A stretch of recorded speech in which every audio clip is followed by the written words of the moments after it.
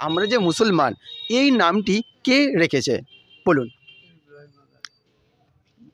আল্লাহ। আল্লাহ নামটি কুরআন পাকে কতবার এসেছে? বলুন। আসসালামু আলাইকুম রহমতুল্লাহি বারাকাতু। আবার নিত্যদিনের মতন আপনাদের মাঝে ইসলামিক কুইজ নিয়ে আমরা হাজির হয়ে গেছি।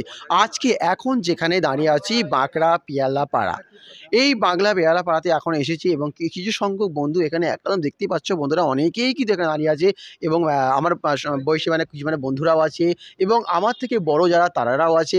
এখানে সমস্ত মুরব্বীরা রয়েছে, হাজী সাহেব রয়েছে, সকলেই রয়েছে। তো সত্যি মানে এই সমস্ত মানুষজনকে দেখার পর সত্যি আমার কিন্তু মনটা কিন্তু ভীষণ ভালো হয়ে গেল। তো যার কারণে আজকে এনাদের সাথেই খেলবো কিন্তু কুইজ।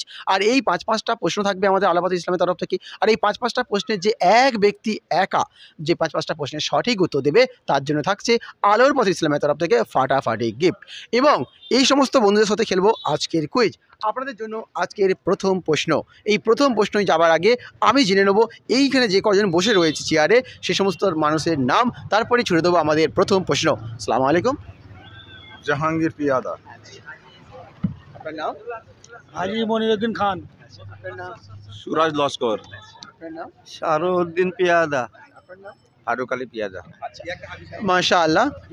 এখানে দেখতেই পাচ্ছ বন্ধুরা সকলের মানে পরিচয় নেওয়া হয়ে গেল এবং আমরা যে ছুড়ে দেবো কিন্তু এনাদের দিকে আমাদের প্রথম প্রশ্ন। আপনারা প্রথম প্রশ্নটি আমার মন দিয়ে শুনবেন। আপনাদের জন্য আজকের প্রথম প্রশ্ন, আল্লাহ নামটি কুরআন পাকে কতবার এসেছে? আল্লাহ নামটি কুরআন পাকে কতবার এসেছে? বলুন। বলুন। জানা নেই। আচ্ছা বলুন। জানা নেই। 99টা না। 99 বার। আচ্ছা। না না নামটি আমি বলছি যে কুরআন পাকে আল্লাহর নামটি কতবার এসেছে? ও ওটা জানা না। আচ্ছা বলুন। আমার জানা নেই। আচ্ছা অডিয়েন্সকে বলতে পারবে? বলুন। 3 বার। 3 বার। আচ্ছা অডিয়েন্স আর কেউ আছে? আর কেউ বলতে পারবেন? না আসেনি। বন্ধুরা আমাদের যে প্রথম প্রশ্ন ছিল যে আল্লাহ নামটি কুরআন পাকে কতবার এসেছে, অনেকেই বলেছে জানি না, একজন বলেছে 3 বার। তো এরকমভাবে আমাদের কাছে উত্তর এসেছে, কিন্তু আমাদের এখানে যেখানে আমাদের যা দেখাচ্ছে এখানে যে এনাদের সকলের উত্তর কিন্তু একেবারে সঠিক নয়, সকলের উত্তর কিন্তু ভুল হয়েছে। উত্তরটি হবে অবশ্যই কিন্তু 2584 বার। 2584 বার এই নামটি এসেছে কুরআন পাকে। ঠিক আছে, তো এবার আমি চলে যাব কিন্তু অবশ্যই 2 নম্বর প্রশ্ন। আর এই 2 নম্বর প্রশ্নটা খুব সহজ, আমার তো মনে হচ্ছে যে সবাই বলতে পারবে, অডিয়েন্স থেকে শুরু করে যারা খেলছে তারা সকলেই বলতে পারবে। খুব সহজ প্রশ্ন। 2 নম্বর প্রশ্ন হচ্ছে, যারা শিরিক করে তাদের মুসলিম ধর্মে কি বলা হয়? বলুন। বললে হয়। শিরিক করে মুশরিক বা কাফের বলে। আচ্ছা যেগুলো একটা বলুন, ভাষা করে বলুন।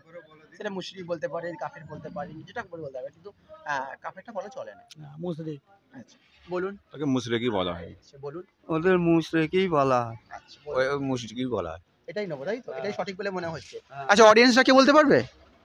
অডিয়েন্স কে আছে এখানে? অনেকেই আছে, সকলেই কিন্তু মুসলমান এবং সকলেই কিন্তু মানে কমাবেশি জ্ঞান ইসলাম সম্বন্ধে রয়েছে। তো আমাদের এখানে যে 2 নম্বর যে প্রশ্ন ছিল, যারা শিরিক করে তাদেরকে মুসলিম ধর্মে কি বলা হয়, অবশ্যই এখানে মানে ইনি বাদবাকি যাকে যে ঝরেছিলাম তারা সকলেই কিন্তু একই উত্তর দিয়েছে যে হ্যাঁ অবশ্যই তাদের কিন্তু মুশরিক বলা হয়। আর আমার এখানে দেখাচ্ছে এনাদের উত্তর কিন্তু একেবারে সঠিক হয়েছে। মাশাআল্লাহ, আপনাদের উত্তরটি সঠিক হয়েছে। এবারে আমি চলে যাব কিন্তু 3 নম্বর প্রশ্ন। আর 3 নম্বর প্রশ্নটি মন দিয়ে শুনবেন। 3 নম্বর প্রশ্ন হচ্ছে, মুসলমান নামটি কে রেখেছেন?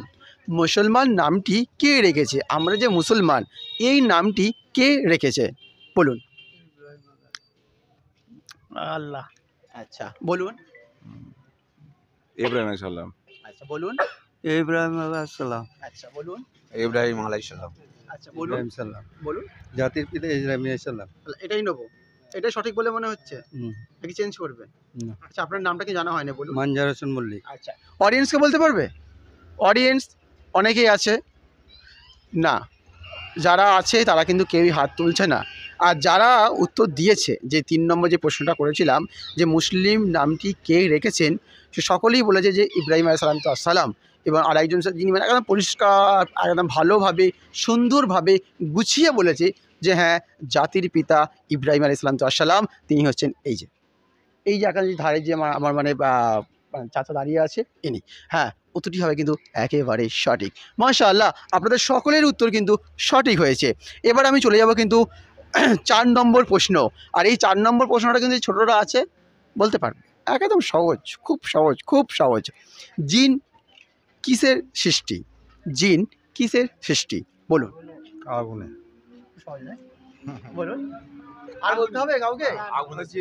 সকলেই বলছে যে হ্যাঁ অবশ্যই আগুনের সৃষ্টি, আর তো কোনো কথাই হতে পারে না। উত্তরটি একেবারে সঠিক। এবারে আমরা চলে যাব কিন্তু শেষ অর্থাৎ 5 নম্বর প্রশ্ন। 5 নম্বর প্রশ্নটি আপনারা সকলে কিন্তু মন দিয়ে শুনবেন।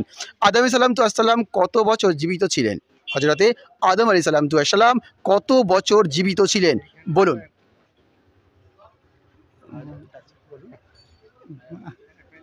বলুন। 1000 বছর। 1000 বছর। 990 বছর। 990 বছর বলুন। ওই 990 বছর। 990 বছর বলুন। 960 বছর। 960 বছর। তো বন্ধুরা দেখতেই পাচ্ছ যে আমাদের শেষ প্রশ্ন ছিল, হযরতে আদম আলাইহিস সালাম কত বছর জীবিত ছিলেন।